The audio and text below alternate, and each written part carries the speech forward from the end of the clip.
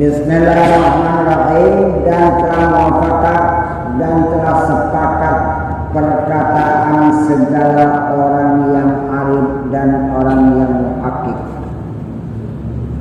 Orang yang arif artinya orang yang sudah sampai kepada tingkat ma'rifat. Sedangkan orang yang muhakkik lebih tinggi daripada arif. Artinya sampai kepada tingkat yang sebenar-benarnya hanya Allah ada, dia itu memang udah semata-mata tidak ada. Itu muhakkik, ini tertinggi. Apa perkataan kedua golongan ini? Bahwasanya barang yang lain daripada Allah Ta'ala itu adalah adamu mahdin. Sesuatu yang selain Allah itu tidak ada sama sekali atau semata-mata tidak ada. Adapun ada alam, ada makhluk, ada benda, ada langit dan bumi dan ada segala sesuatu, itu kezahiran wujud Allah yang satu dan bertaut erat dengan tanda kezahiran Allah, bukan mempunyai wujud tersendiri selain dari Allah.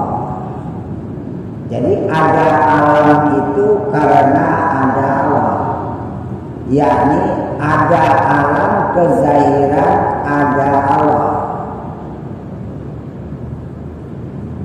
Adapun segala yang banyak pada alam ini, kejadian makhluk bermacam-macam ragam benda, sifat, warna, keadaan, itu adalah bermacam-macam nama-nama Allah yang menunjukkan kepada sifat kesempurnaan, sifat keindahan, dan sifat kenyataan zahir pada ketuhanan, dan mempunyai sifat kesempurnaan pada segala sesuatu yang diciptakannya.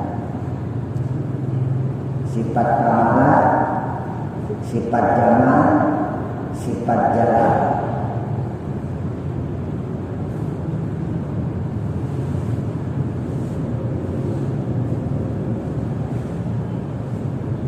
Jadi sesuatu selain Allah itu adalah adam mahdin, semata-mata dia tidak ada.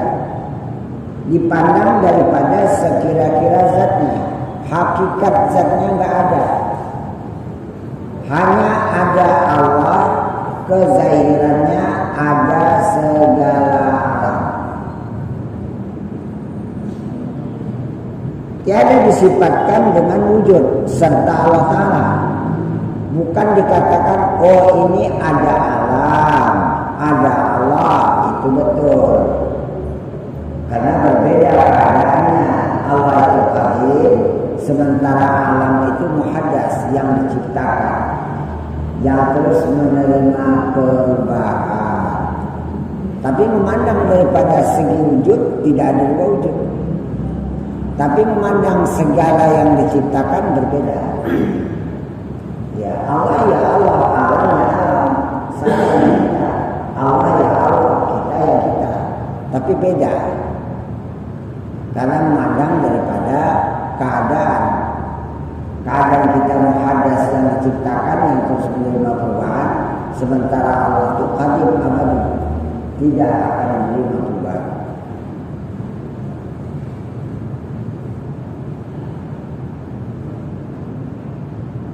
Karena jikalau disifatkan dengan wujud, niscaya adalah demikian itu bersekutu, artinya dua wujud. Wujud cuma satu, tidak ada dua. Wujud Allah itu laisa kamitslihi syai'un, tapi dia hendak menjahirkan tanda ketuhanan dan dia berkehendak ada yang menyembahnya dan ada yang mengakuinya sebagai Tuhannya. Yang menerima rahasia ketuhanan ini adalah manusia. Adapun alam dan segala yang diciptakan selain dari manusia itu adalah untuk fasilitas kehidupan, untuk manusia itu dapat betul-betul bertauhid. Dan manusia itu karena dia punya badan untuk hidup, maka alam dan segala isinya ini dipersiapkan untuk kehidupan badan manusia. Tujuan utama dari permintaan ini adalah sebagai pelaksanaan yang diterima oleh ruh. Alastu birabbikum. Asal bukan kamu kita menjawab. Tapi karena badan ini perlu makan, minum, dunia, segala sesuatu, maka disiapkanlah oleh Allah kehidupan alam dunia untuk persiapan badan meraih kehidupannya. Bukan itu yang terpenting. Yang terpenting pengakuan kehambaan. Ada Allah. Itulah yang disiapkan oleh Allah Ta'ala, diperbekalkan oleh Allah Ta'ala kepada ruh, supaya ruh itu walaupun dia masuk ke dalam jasad, tapi ketuhanannya itu terus terbawa. Nah, tinggal lagi pengaruh-pengaruh daripada kehidupan. Apakah ruh itu dipengaruhi oleh ada didikan agama kepada badan, maka pandangan alastu birabbikum itu semakin terang dan semakin kuat. Tapi kalau badan ini enggak ada pendidikan agama dan tidak ada ibadat dan tidak ada arahan untuk bertuhan bertauhid, maka ruh itu semakin kabur, semakin tak jelas dia untuk mengakui Tuhan karena dikurung oleh nafsu yang menguasai badan jasmani tempat ruh itu tinggal. Maka banyak orang hilang, tertutup. Iya. Kalau sudah terjadi dua wujud, maka bagaimana? Berarti itu menafikan, menghilangkan bagi ikhlas tauhid. Kalau tauhid cuma satu, wujud cuma satu, jangan ada dua. Orang muhakkik dan orang arif walaupun badannya itu ada, tapi dia merasakan tidak ada punya wujud di ruangan ini.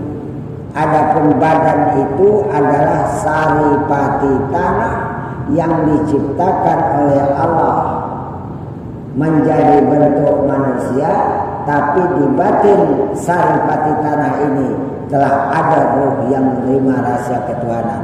Tapi ruh tetap ruh mengakui ketuhanan, sementara wujud jasad ada, tapi karena pengaruh ruh itu sangat kuat sehingga tidak ada aku merasa punya wujud lagi. Karena yang ada cuma wujud Allah saja. Inilah dikatakan hakikat tauhid. Jelas. Tidak ada wujud. Kalau kita merasa dua wujud, tetap saja. Maka karena itu untuk mengelakkan ini kita pakai perkataan Ibnu Ruslan ad-Damsyiki, "Kullukum syirkun khafiyyun wa la yazharu tauhiduhu illa kharaja min nafsihi." Setiap kamu itu terus berada di dalam syirik khafi dan tak jelas tauhidnya, kecuali dia sudah keluar dari dirinya yang penuh nafsu itu. Baru dia nengok, yang berwujud Allah, yang memperbuat segala makhluk dan iradanya. Yang melihat rupanya sifat basar. Yang tahu rupanya sifat ilmu dan seterusnya. Di mana tempat kezahiran rahasia Tuhan ini? Ya di alam tadi, di tubuh tadi. Seakan-akan tubuhnya itu sebagai kezahiran untuk menyatakan tentang hak Tuhan. Jadi maka karena itu Allah mengangkat Adam itu sebagai khalifahnya, seakan-akan pada badan Adam itu pengganti hak ketuhanan terjahit pada bentuk badan Adam. Kemampuan membuat bukan nampak pada segala kehidupan. Iradat kemauan hati. Liputan ilmu, hati ikut terang, nampak, nyata, paham, ngerti. Tapi bukan sebadan dunia, tapi kezahiran ilmu. Nah, itu dikatakan. Kalau si badan ini tidak merasakan dia mempunyai sifat ketuhanan sedikitpun, hanya sebagai kezahiran atau sebagai tunjukkan pengganti hak ketuhanan, maka dikatakanlah Adam itu khalifah Allah diperlukan. Tapi kalau dia mengambil hak ketuhanan walaupun sekecil apapun, dinamakanlah dia itu syirik. Itu pedomannya kita. Dan kata setengah karena sebagian orang yang arif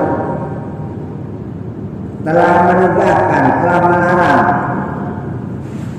oleh segala orang yang muhakik itu bahwa memandang mereka itu kepada selainnya, selain daripada hak Allah Ta'ala. Tatkala telah sudah tahqiq mereka itu padanya, pada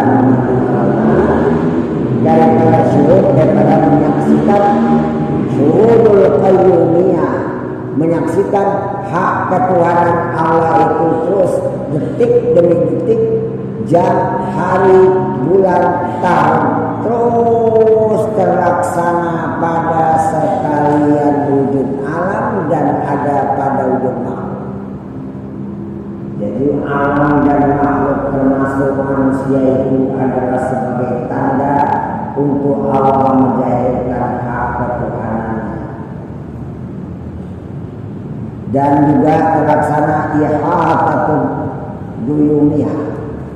Artinya Allah itu meliputi senantiasa pada yang diciptakan ini sebagai dia menjahirkan hak ketuhanannya itu tidak ada terpisah satu detik pun, karena Allah itu menampakkan hak ketuhanannya pada segala yang diciptakannya ini.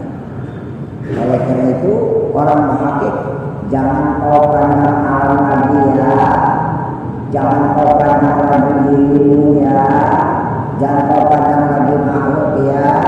Kalau kau terpandang alam, terpandang dirimu, terpandang makhluk, berarti di situ ada punya wujud tersendiri. Kau tetap berada di dalam syirik. Karena memandang ada dua wujud. Nah, inilah yang paling payah untuk menghilangkan wujud ini, bukan perkara mudah.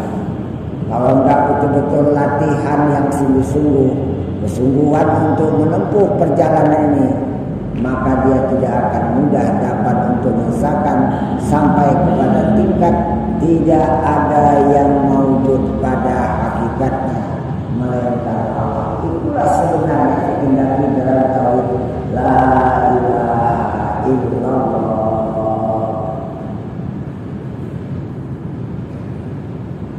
Kita buktikan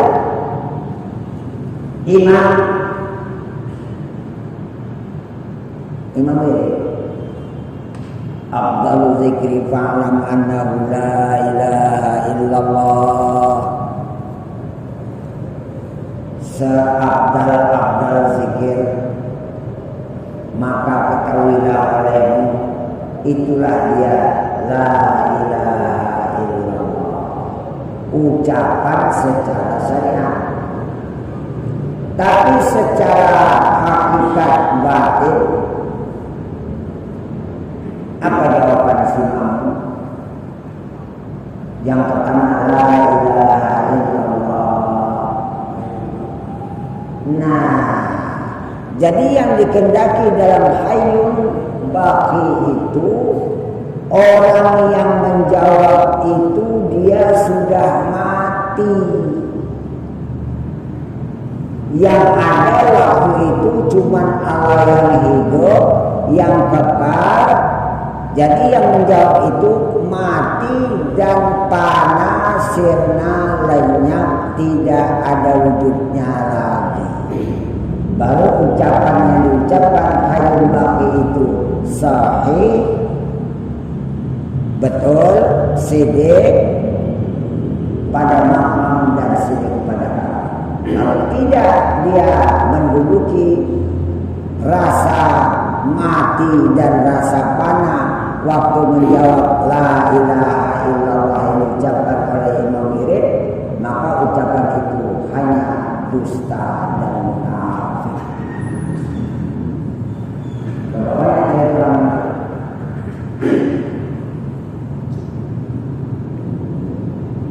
Hampir 50 anggota wirid, 50 munafik.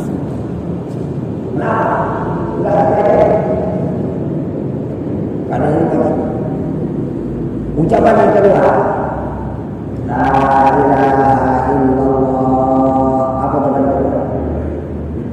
Ayo. Wah, ini saya tahu. Tatkala menyebut hayyun, orang yang menjawab ini benar-benar dia sudah mati, dan yang ada pada alam disaksikannya cuman yang maujud, cuman Allah saja.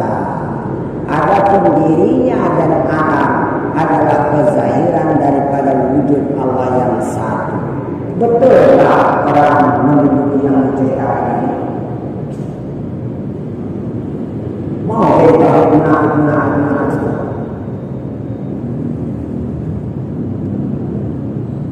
berarti nggak betul kan? Baik terakhir. La ilaha illallah kata Imam. Apa berarti? Hayyul maksud. Hanya Allah yang ada waktu itu hidup. Aku udah mati, aku udah panah, aku udah nggak ada. Terpandang hanya Allah saja yang ada. Itulah yang dimaksud, itulah yang dikehendaki oleh hatiku, dan itulah yang dikehendaki oleh tauhid. Baru ucapan la ilaha illallah. Kalau nggak macam ini, nggak belajar, nggak dikepobatin, dusta. Jawabannya adalah sekurang-kurangnya munafik. Apa artinya?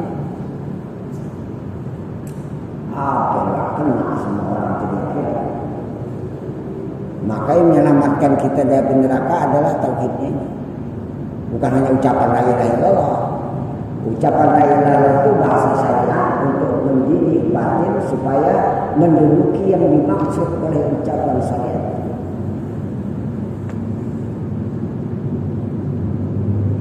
Kita harus perhatikan betul ya. Dan kata Syekh Hasan Asy-Syadzali radhiyallahu anhu, bahwasanya kami tilik, kami memandang kepada Allah Ta'ala adalah dengan mata iman, bukan dengan akal. Kalau dengan akal dengan sampai kiamat tidak akan pernah jumpa. Keimanan yang sampai kepada Allah itu adalah samratul iman wa natijatul yaqin. Itu adalah buahnya iman. Yang selama ini aku imankan ada Allah, mana dia yang kau imankan selama ini? Mana dia? Oh, aku dapat menyaksikan. Berarti keimananmu itu sampai sudah membuahkan hasil. Apa membuahkan hasil? Sampai kepada yang kuimankan selama ini, hatiku menyaksikan Allah yang kuimankan selama ini. Jadi secara batinmu, aku nggak ada lagi. Aku udah panas. Batinku terbuka hijab. bahwasanya wujud alam dan wujud segala sesuatu itu adalah mazhar tempat Allah mencairkan wujud yang satu, dan aku tidak ada merasa wujud sedikit pun lagi. Kalau aku merasa berwujud tetap dosa syirik, itu maka orang itu tahu. Kita nggak mau cerita-cerita orang, kita buktikan nanti. Siapa yang benar?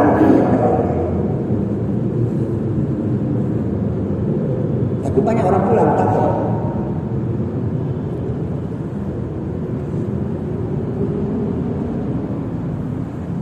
Wujud kazam berlaki salah. Kau masih merasa wujud? Masih. Itu zambul. Dosa. Laki salah. Tidak bisa dikiaskan dosa syirik itu kepada dosa lainnya. Tetap dosa nomor satu. Dosa syirik. Tidak ada guna kecuali bertauhid.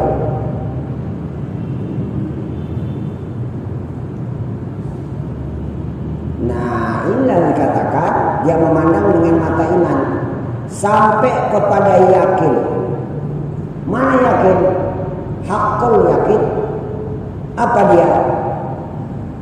Nampak di keyakinan batinku aku memang semata-mata sudah tidak ada, dan yang ada sekarang ini alam ruangan masjid ini, badanku sesuatu, hanya satu yang ada sekarang ini, yaitu cuma wujud Allah saja. Sampai ke sana pandanganmu? Iya. Karena sudah sampai pada hakul yakin. Macam mana itu? Secara hakikat batinku sudah menselusuri dengan betul bahwa semuanya enggak ada. Yang ada itu hanya kejahilan wujud Allah yang satu. Alam dan badanku adalah mazhar wujud yang satu. Kalau sampai di sini pandanganmu, baru kau sampai kepada hakul yakin.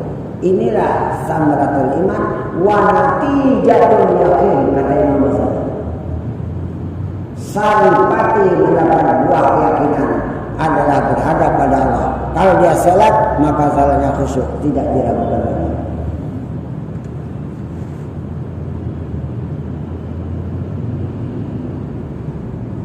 Karena Imam Ghazali mengatakan, "I'lam annal khusyu'a samratul iman wa natijatul yakin." Tidak betul. Sama dengan cerita Imam Ghazali dan Imam Ghazali bin Athaillah dari sama.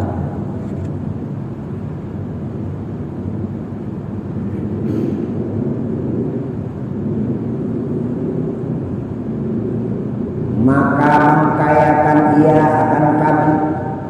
Maka dengan memandang hanya Allah yang berwujud dengan hakul yakin itu, kami tidak perlu lagi kepada dalil. Mengkayakan itu maksudnya mana dalil tidak perlu. Tak perlu diceritakan lagi. Sama kami yang ditunjuk oleh dalil itu sangat nyata wujudnya pada batin kami. Dan kami menjaga terus seandainya kami mengambil hak ketuhanan Allah itu, berarti kami masuk dalam mensekutukannya. Itu yang paling kami takut. Maka karena itu kami berusaha terus jangan ada wujud kami lagi. Biar wujud Allah itu senantiasa hadir di batin hati. Yang ada pada alam ini hanya mazhar semata-mata. Tempat Allah menzahirkan wujudnya semata-mata. Tapi hakikat yang berwujud cuma Allah yang meliputi pada segala wujud alam. Kami nggak perlu lagi dalil. Oh ini ayatnya, nggak perlu. Ini keterangannya, nggak perlu. Tengok di sini. Mengkayakan kami tidak perlu lagi kepada dalil dan tidak perlu lagi lagi kepada burhan. Apa burhan? Keterangan-keterangan agama yang menjelaskan tentang adanya Tuhan. Apa? Itu keterangan. Karena aku udah berkunjung, aku udah sampai dan aku udah kenal. Enggak perlu alamat lagi. Ibarat kita kenal pada seseorang, asal disebut udah paham. Di mana alamat, macam mana kriterianya orangnya itu, macam mana wataknya itu udah kenal betul. Udah kenal. Asal disebut paham betul. Dan kami ambil dalil dengan dia. Kami mengambil dalil itu dengan Allah langsung. Bukan tulisan, bukan ayat, bukan keterangan, bukan. Ini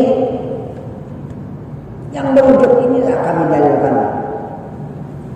Nampak kali pun wujudnya pada batin kami. Itulah dalil kami. Bukan dalil, bukan orang masjid, bukan alam. Kami mengambil dalil itu dengan Allah langsung. Artinya Allah itu sangat menyatakan wujudnya pada batin kami. Sehingga batin kami tertumpu memandang hanya Allah yang ada. Artinya Allah itu menyatakan wujudnya sendiri. Kami hanya menerima anugerah pengenalan ini datang dari Allah.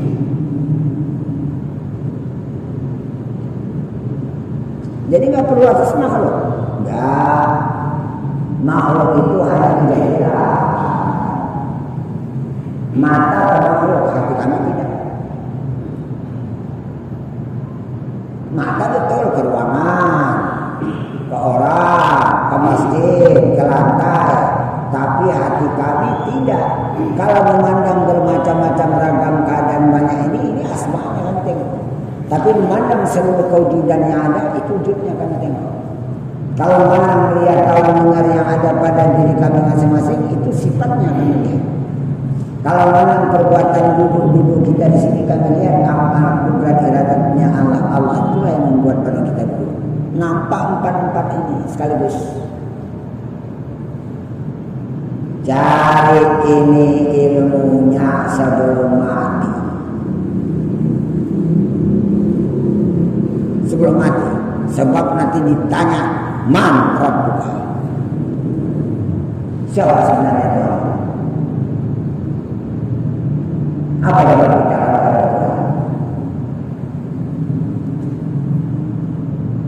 Ilmu tauhid dalam ilmu kalam, ilmu fikih, tak ada itu. Pengenalan langsung dengan hakul yakin itu ada.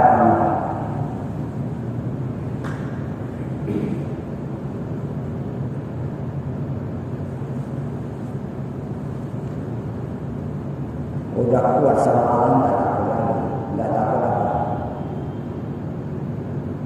Mudarat,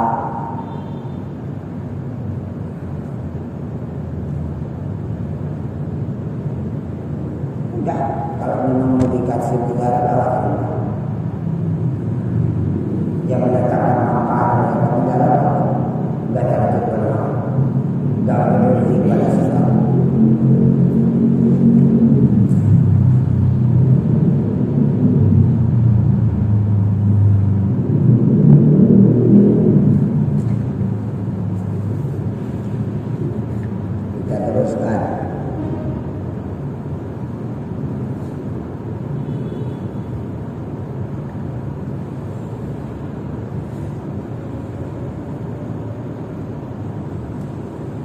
Dan jikalau ada terdapat tiada, artinya kalaupun tidak dapat dielakkan, makhluk itu memang ada wujudnya,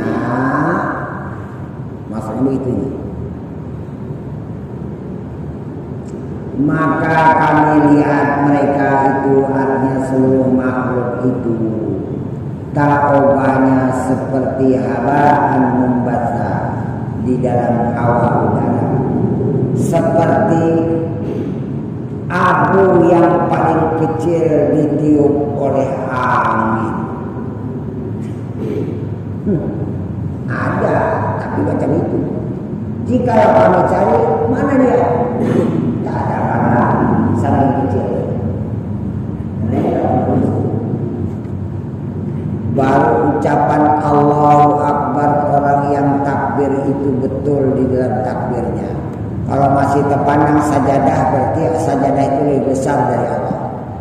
Kalau terpandang diriku yang sholat, berarti diriku itu nilainya lebih besar daripada Allahu Akbar yang aku sebutkan. Itu Allah bilang, Allah Akbar mustahil. Sebab kau terpandang sesuatu yang mengalahkan hak ketuhanan Allah. Maka karena itu kita jangan ada lagi. Sebesar abu pun jangan ada lagi waktu Allah Akbar itu. Maka saya melatih di sini. Makrifat itu sangat cepat. Jangan berhenti. Supaya kita mau sholat itu jangan berhenti. Allah Akbar itu batinnya udah pandang dia. Jadi jangan kecil hati nanti. Saya melatih itu cepatnya.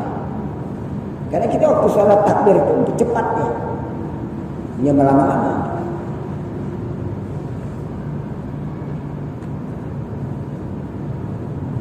Habis waktu? 7.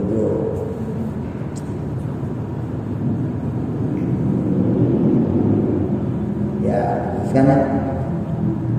Dan bahwasanya telah didinding, bahwasanya telah ditutup hati kebanyakan manusia itu daripada memandang hak ta'ala. Kenapa? Penyebabnya adalah syahwat selera nafsu mereka itu yang bangsa duniawiyah. Artinya nafsu selera itu, nafsu itu adalah arahannya kepada keinginan dunia. Inilah yang menguasai hati, sehingga hati itu terpengaruh dengan keinginan nafsu yang ingin dunia, sehingga hak ketuhanan itu waktu itu terhijab. Kasihan lu nangis. Mana Tuhanku, itu manusia tempat aku tinggal asik ke nafsu aja. Aku mau badanku itu mendukung supaya aku lebih terang dengan ibadat. Tapi rupanya enggak ada ibadat sama dia, cuma nafsu aja yang ada.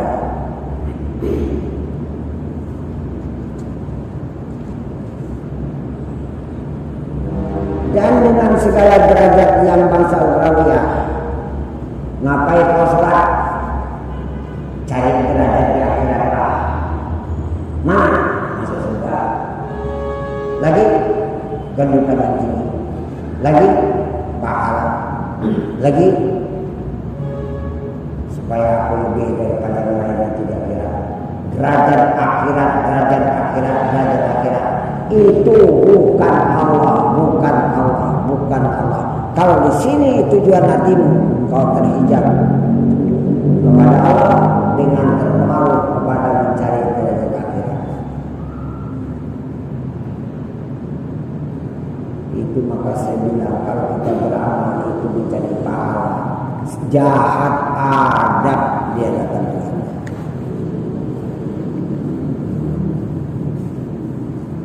Dan kerja demikian itu adalah daripada aghyar yang adamiah. Apakah keinginan dunia, apakah keinginan akhirat, itu semua kelompoknya aghyar. Apa aghyar? Yang bukan Allah, yang bukan Allah, yang bukan Allah.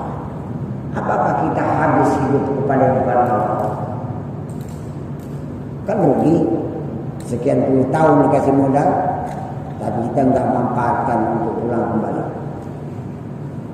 Kenapa? Terhenti pada aghyar. Wah, ini akan datang paling hebat di bahasannya. Jangan tinggal ya.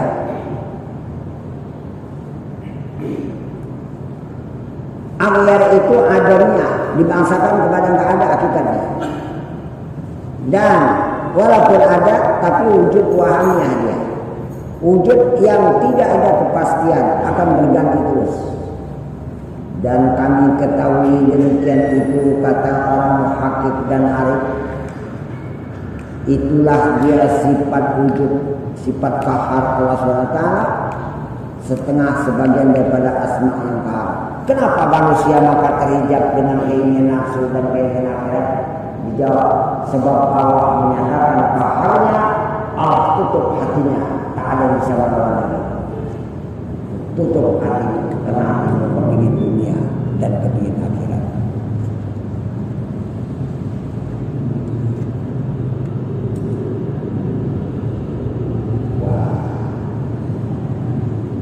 Dan jikalau terangkat hijab, seandainya Allah mengangkatkan hijab dari mereka itu, niscaya panahlah mereka itu, panah diri mereka itu. Kalau Allah mengangkat hijab, wah, aku gak ada hijabku lagi, gak ada penglihatku, gak ada tahuku, gak ada mendengarku, aku gak merasa hidup, aku gak ada berbuat. Habis mana? Kalau habis mana? Barulah mereka itu baka dengan Tuhan mereka itu. Senantiasa mereka bersama Tuhan dimanapun mereka berada. Dan ada mereka itu nilainya menjadi hamba Allah yang sebenar-benar hamba, bukan menjadi hamba bagi selain Allah. Sekian aja ini tentang panah. Jangan datang ya penjelasannya. Wallahu a'lam bishawab. Sekian aja. Assalamualaikum warahmatullahi wabarakatuh.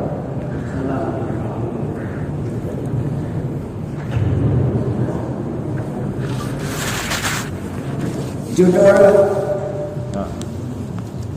jangan manusia terhijab dengan aghyar, yaitu keinginan dunia dan keinginan akhirat, sehingga dia tertutup mata hatinya berhadapan pada Tuhan, pada Allah. Ya judulnya.